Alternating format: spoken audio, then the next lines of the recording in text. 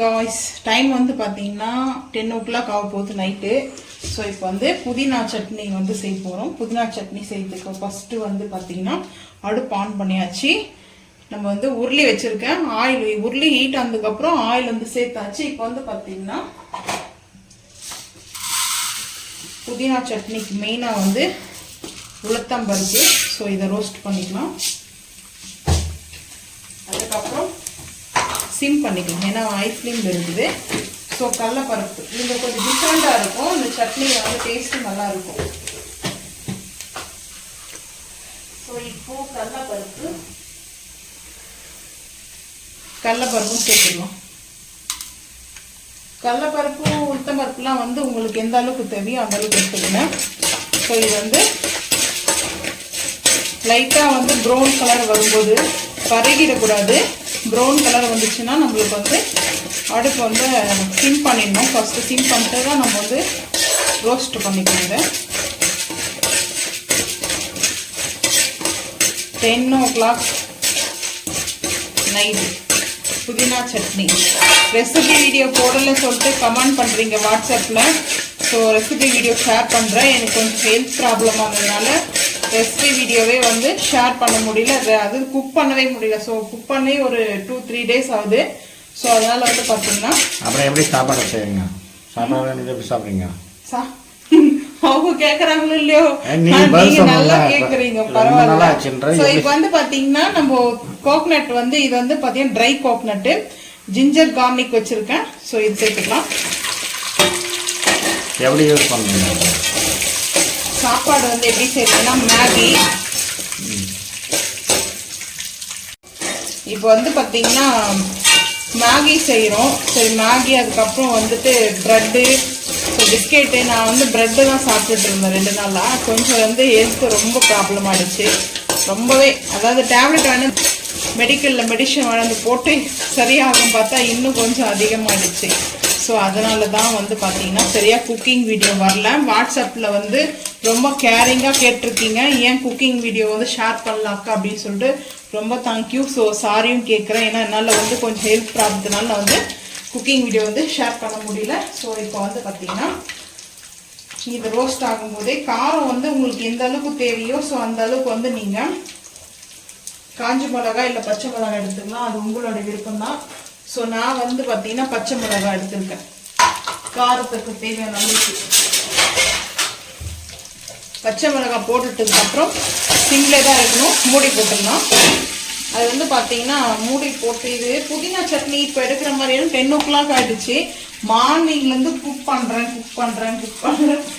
பண்ணிகிட்டே தான் இருக்கேன். ஏன்னா புதினா வந்து தண்ணியில் போட்டு வாஷ் பண்ணிட்டோம்னா வாட்டரில் அப்போயே நம்ம செஞ்சிடணும், இல்லைன்னா அது வந்து பிளாக் ஆகிடும். ஸோ அதனால தான் வந்து நைட்டு 10 o'clock இல்லை 1 o'clock ஆனால் கூட நம்ம வந்து இந்த ரெசிபியை செஞ்சு ஆகணும்னு சொல்லிட்டு இதை ரெடி பண்ணி வச்சுட்ருக்கேன். ஸோ இப்போ இதெல்லாம் வாட்டர் ஃபில்டர் பண்ணியாச்சு.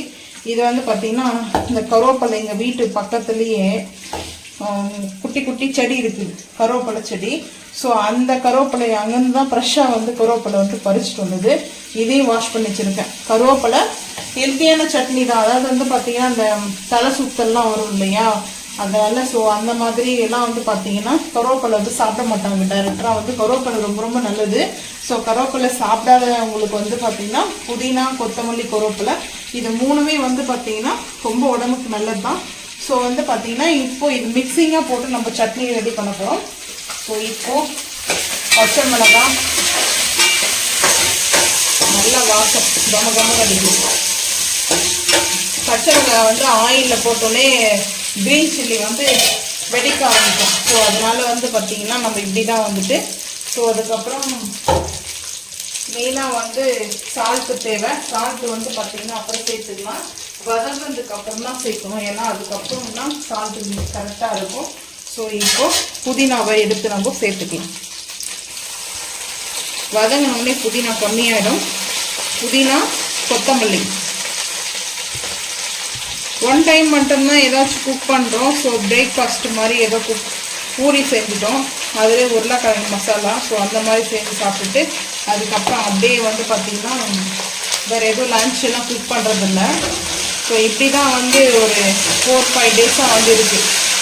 இப்போ வந்து பார்த்திங்கன்னா புதினா நல்லா வந்து மிக்ஸ் பண்ணி நம்ம வந்து வதக்கலாம்.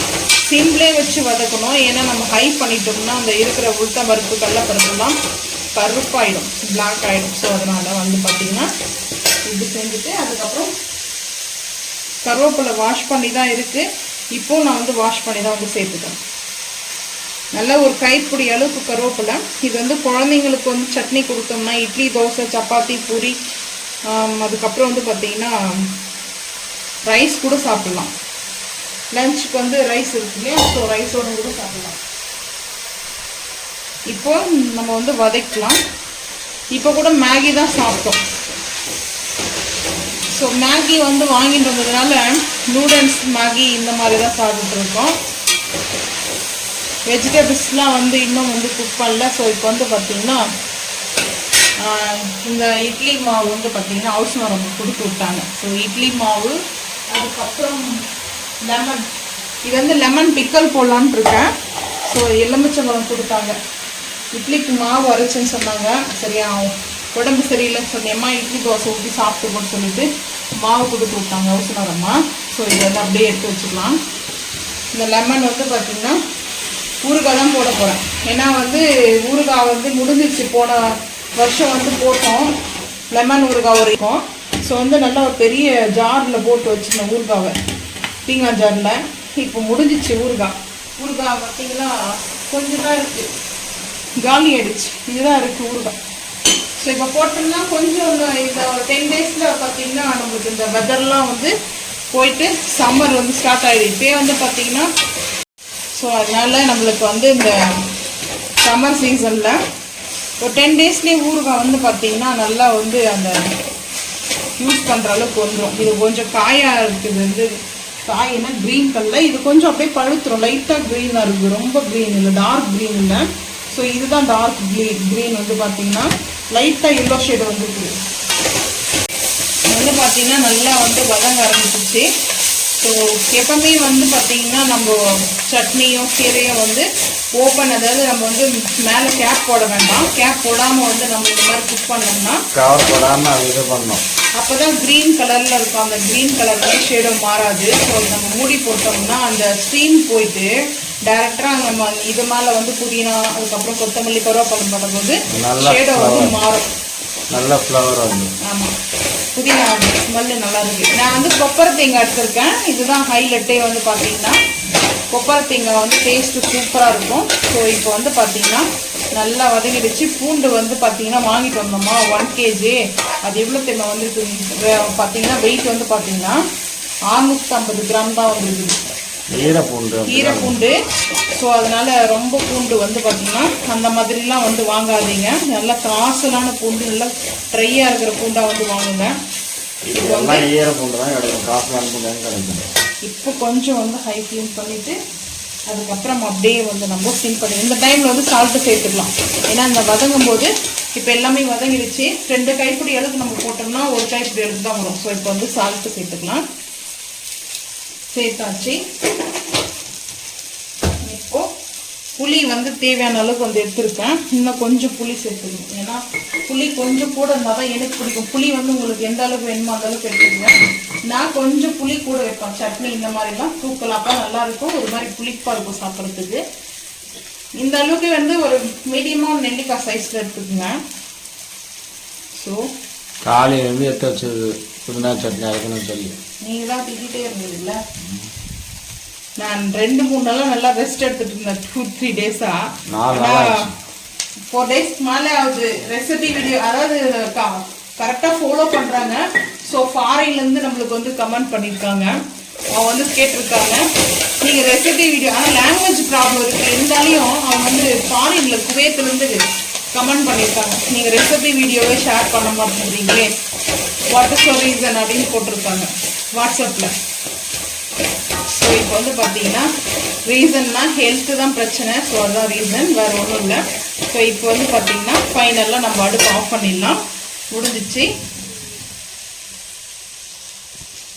வந்து நல்லா ரிலீஸ் ஆயிடுச்சுன்னா கம்பல்சரி வந்து பார்த்தீங்கன்னா இந்த மாதிரி சட்னி அரைக்கும் போது நல்லா வந்து ஹீட்டு ஃபுல்லாக வந்து கம்பல்சரி ஹீட் ரிலீஸ் ஆகிருக்கணும். ஹீட் ரிலீஸ் ஆயிடுச்சுன்னா அந்த ஹீட்டு இல்லாமல் நம்ம வந்து மிக்சியில் போட்டு அரைக்கும் போது பார்த்தீங்கன்னா அப்போ தான் கரெக்டாக இருக்கும். அந்த ஹீட்டில் அரைக்கும் போது கொஞ்சம் அங்கங்கே அரைப்படாமல் இருக்கும். ஸோ அதனால நல்லா வந்து சில்னஸ் ஆனதுக்கப்புறம் வந்து பார்த்தீங்கன்னா அரைச்சிட்டோம்னா நம்மளுக்கு தண்ணி வேணும்னா கொஞ்சம் சேர்த்துக்கலாம். ஸோ அரைக்கும் போது பார்க்கலாம். ஃபைனலாக இது ஆறட்டும், ஆறினதுக்கப்புறம் பார்க்கலாம் வாங்க. மிக்ஸி ஜாருக்கு வந்து சேர்த்துக்கலாம்.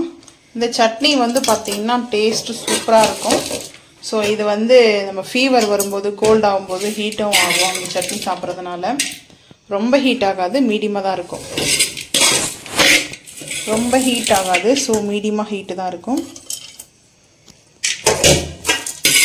இப்போ கொஞ்சமாக தண்ணி ஊற்றி அரைச்சி எடுத்துகிட்டு வந்து பார்க்கலாம் வாங்க. ஆச்சு, நம்மளுக்கு ஃபைனலாக கொத்தமல்லி புதினா சட்னி ரெடி ஆகிடுச்சு. ஸோ இப்போ வந்து பார்த்தீங்கன்னா 10:30 ஆகுது டைம். இப்போ இது அப்படியே வந்து இப்போ வந்து நம்ம வந்து சாப்பிட போகிறதில்ல, மார்னிங் தான். ஸோ இப்போ வந்து இது ரெடி பண்ணி வச்சதுக்கு ரீசன் வந்து நம்ம ரொம்ப நேரம் வந்து அந்த தண்ணியில் வந்து வாஷ் பண்ணி நம்ம வச்சுட்டோம்னா, வாஷ் பண்ணாமல் இருந்தால் நான் மார்னிங் கூட செஞ்சுருப்பேன். ஏன்னா நம்ம வந்து வீணாக போயிடும், அதுக்கப்புறம் யூஸே பண்ண முடியாது. பிளாக் ஆகிறது இல்லாமல் அது சட்டுன்னு வந்து கெட்டு போயிடுற மாதிரி ஆகிடும். ஸோ அதனால தான் நான் வந்து ரெடி பண்ணிட்டேன். காரம், புளிப்பு, சால்ட் எல்லாம் கரெக்டாக இருக்குது. இஞ்சி கொஞ்சம் வச்சதுனால இந்த கொஞ்சம் இஞ்சி வச்சோம்னா அந்த கோல்டெல்லாம் நல்லாயிருக்கும். ஸோ கோல்டுக்காக. ஸோ ஃபைனலாக புதினா சட்னி ரெடி ஆகிவிட்டது. மார்னிங் வந்து இட்லி தோசைக்கு சாப்பிட்லாம்.